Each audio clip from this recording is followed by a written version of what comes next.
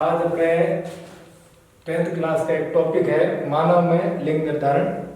तो मानव के अंदर लिंग और अलिंग गुणसूत्र पाए जाते हैं। कुल मानव में 46 गुणसूत्र पाए जाते हैं। कितने गुणसूत्र पाए जाते हैं? 46 गुणसूत्र पाए जाते हैं।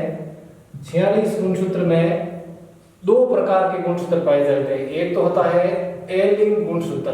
क्या होता है? अलिंग गुणसूत्र। और दूसरा होता है लिंग गुणसूत्र। कौन सा होता है? लिंग गुणसूत्र। लिंग गुणसूत्र और अलिंग गुणसूत्र। देखो, ये जो लिंग गुणसूत्र होते हैं ये 22 जोड़ी होते हैं। कितने होते हैं? 22 जोड़ी। और ये 22 जोड़ी होते हैं। और ये इसका जो ये लिंग गुणसूत्र जो लिंग कोशिका होती है उसके अतिरिक्त कोशिकाओं में ये पाए जाते हैं। ये लिंग निर्धारण के अतिरिक्त काम करते हैं। लिंग निर्धारण के अतिरिक्त काम करते हैं। ये लिंग निर्धारण के अलावा कार्य करते हैं। दूसरा जो होता है लिंग गुणसूत्र, ये एक जोड़ी होता है। कितना होता है? एक जोड़ी। तो एक जोड़ी में नर और मादा में ये अलग अलग होते हैं। जैसे नर जो होता है, जिसमें नर में ये एक्स वाई होता है और मादा में ये एक्स एक्स होता है। कुल एक जोड़ी है नर और मादा में। ये केवल जिसको लिंग निर्धारण में भाग लेते हैं, सेक्स डिटर्मिनेशन, ये लिंग निर्धारण में भाग लेते हैं। किसमें भाग लेते हैं? लिंग निर्धारण। लिंग निर्धारण में ये भाग लेते हैं। मादा जो होती है उसमें एक्स एक्स समान होते हैं और नर के अंदर एक्स अलग होता है और वाई जो होता है वो अलग होता है। ये छोटा होता है गुणसूत्र। और लिंग और अलिंग गुणसूत्र कुल अपना प्रश्न परीक्षा में पूछा जाता है तो 23 जोड़ी। कितने गुणसूत्र पाए जाते हैं? 23 जोड़ी गुणसूत्र पाए जाते हैं। कितने पाए जाते हैं? 23 जोड़ी। तो 23 जोड़ी गुणसूत्र। पहले तो हमको अलिंग गुणसूत्र कौन से होते हैं और लिंग गुणसूत्र कौन से होते हैं। तो 22 जोड़ी जो लिंग होते हैं अलैंगिक कोशिकाओं में पाए जाते हैं। शरीर के अन्य गुणों के लक्षणों का निर्धारण करते हैं।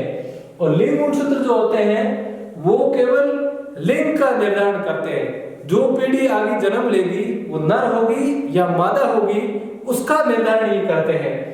तो लिंग निर्धारण की प्रक्रिया के अंदर कुछ जीव जो होते हैं आपको पता है, जैसे ये रेप्टाइल्स जो होते हैं, रेप्टिलिया वर्ग में, सरीसृप वर्ग में, ये उसके अंडे की उष्मायता पर निर्भर करता है कि उसकी उष्मायता कितनी होती है।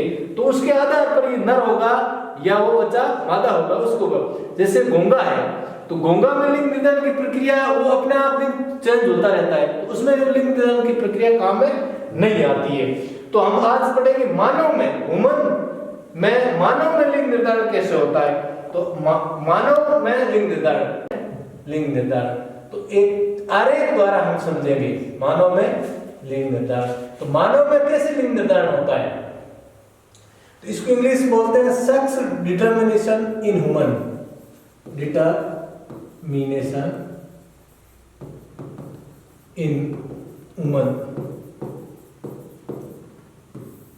आपको पता है कि नर और मादा में पहले, जैसे अपन एक उसका आरेख डायग्रामेटिक रूप से इसको समझने के लिए, जैसे ये एक नर है और इसके अंदर गुणसूत्र हो गए 44 प्लस एक्स वाई। और दूसरे के अंदर ये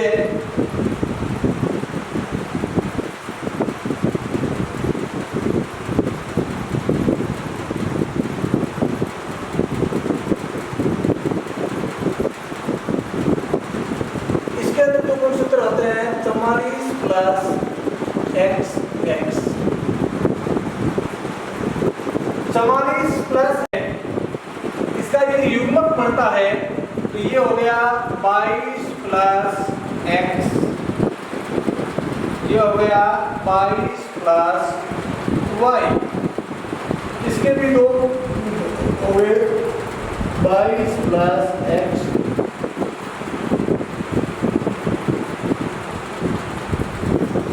22 प्लस वाई, ये हो गया 22 प्लस एक्स, यह हो गया 22 प्लस एक्स। तो नर तथा मादा के अंदर जो गुणसूत्र प्राप्त होंगे उसके आधार पर ही लिंग निर्धारण की प्रक्रिया संपन्न होती है। लड़का होगा या लड़की होगी ये इस पर निर्भर करेगा कि जो नर है उससे जो गुणसूत्र मिलेगा वही गुणसूत्र, उसके आधार पर ही ये प्रक्रिया संपन्न होगी कि जो अगली पीढ़ी में लड़का होगा या लड़की होगी। ये इसकी संभावना 50-50% है, उससे ज्यादा संभावना नहीं है। 50% लड़का होने की संभावना है और 50% लड़की होने की संभावना है। तो हम यदि इसका आरेख बनाएंगे तो नर के x का संबंध, ये नर है और इसका x मादा के x से संबंध होगा तो ये 44 प्लस x बनेगा। क्या बनेगा? 44 प्लस x बनेगा। इसी प्रकार ये नर का x और मादा के x से यदि इसका संपर्क होगा तो भी ये 44 प्लस x बनेगा। दूसरा नर का 22 प्लस y और नर के 22 प्लस x से संपर्क करेंगे तो 44 प्लस xy। इसी प्रकार से नर का 22 और मादा के 22x से संपर्क हुआ तो देखो पहले के साथ ये नर के हैं, ये नर है या माता बोल सकते हैं, ये मादा बोल सकते हैं इसको, ये माता है, ये पिता से और ये माता से जो गुणसूत्र प्राप्त होते हैं, नर तथा मादा दोनों युग्मकों के संलयन से ही ये प्रक्रिया संपन्न होती है और इसका निर्धारण करते हैं गुणसूत्र में होते हैं जीन। क्या होते हैं? जीन ये निर्धारण करता है कि इसमें जो गुणसूत्र पाए जाते हैं उसके आधार पर नर में जो गुणसूत्र है वो 44 प्लस XY, मादा में है 44 प्लस X है। तो 44 जो 22 जोड़ी है वो एनिक गुणसूत्र है और एक जोड़ी जो है वो लिंग गुणसूत्र है। तो लिंग गुणसूत्र होते हैं वो लिंग निर्धारण की प्रक्रिया में भाग लेते हैं। कोई कुछ भी कह दे कि भी एक औरत की उसकी 5 लड़कियां होगी लगातार, छठी होगी उसकी कोई 7वां लड़का होगा, उसकी कोई संभावना 100% नहीं कह सकते। उसकी संभावना 50% लड़का होने की और 50% लड़की होने की। तो जैसे हमने ये किया कि 22 प्लस नर के 22 प्लस x का सम्मान मादा के 22 x से करवाएं तो 44 प्लस x, ये क्या होगी? ये होगी लड़की, ये होगी लड़की, ये क्या होगी? लड़की।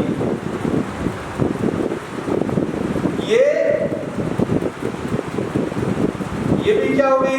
लड़की, ये भी लड़की होगी, ये लड़का और ये भी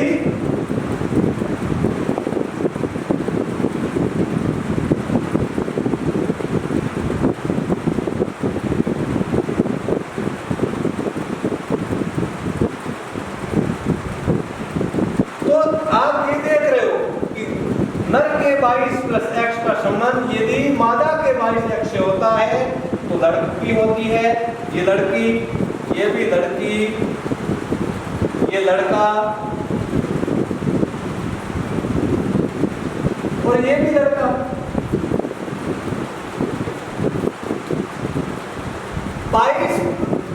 पिता के 22 x का संबंध माता के 22 x से होता है तो 44 प्लस x है, लड़की होती है।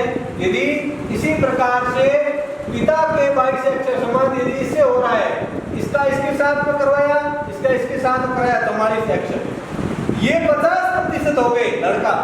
इसका मतलब पिता के 22 प्लस y माता के पिता का x गुणसूत्र जो होता है वो ये निर्धारित करता है कि लड़का होगा या लड़की होगी। तो लड़के होने के लिए पिता का x गुणसूत्र, y गुणसूत्र, पिता का y गुणसूत्र, पिता का y गुणसूत्र याद रखिए, पिता का y गुणसूत्र निर्धारित करता है कि लड़का होगा। पिता के 22 प्लस y, ये y गुणसूत्र माता के x से संबंध होता है तो 44 प्लस xy।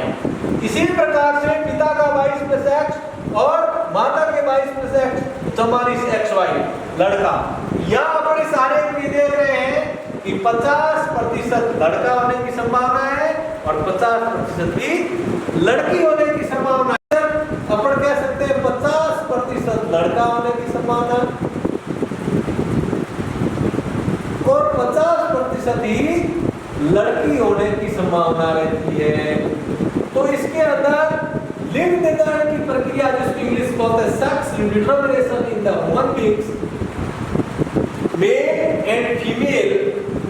तो chromosome, sex chromosome XX plus XY, SX chromosome जिसको बोलते हैं 44 इसका गैमेट्स बने तो 22 plus X and 22 plus Y and female 22 plus X and male 22